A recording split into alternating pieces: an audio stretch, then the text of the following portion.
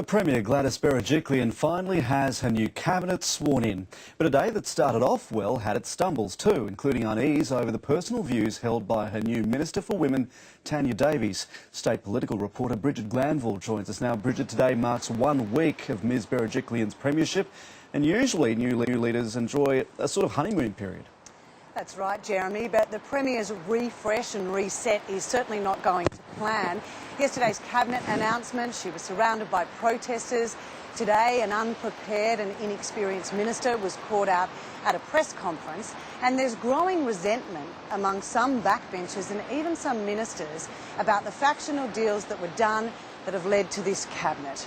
But besides that, the Premier still was out today hitting the pavement, selling her new approach. 1 week in the job and the Premier is mobbed like a rock star. Leaving the fun of Chinese New Year behind, it was time to swear in her new cabinet. I swear that I will be faithful. There are 7 new ministers, 4 Liberals and 3 Nationals. Families were there to welcome the new recruits. But it wasn't all smiles during the first news conference. The state's Minister for Women was questioned about her views on abortion.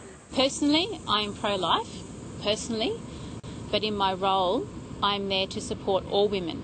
The new minister didn't rule out supporting changes to abortion laws. At the moment, I'm waiting for a brief, and I'm going to get my head around the brief over my 3 portfolio areas as fast and as speedily as I can, and begin the process of discussing all range of matters with stakeholders and coming to a decision. The Premier was quick to step in. There is obviously no change in policy in relation to those issues. But women's groups are worried. It is disappointing that the new Minister for Women has made her own private views on abortion known so soon.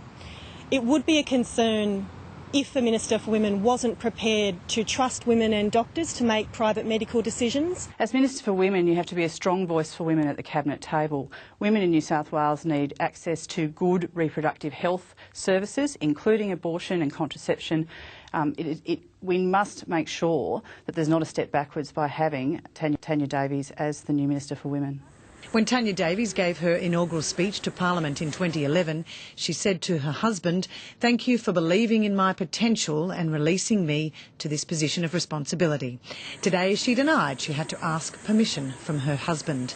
The opposition was also on the attack over the problem of overcrowded public schools. At a time of record stamp duty windfall revenue for the government, we're not expanding the schools that are jam-packed at the moment.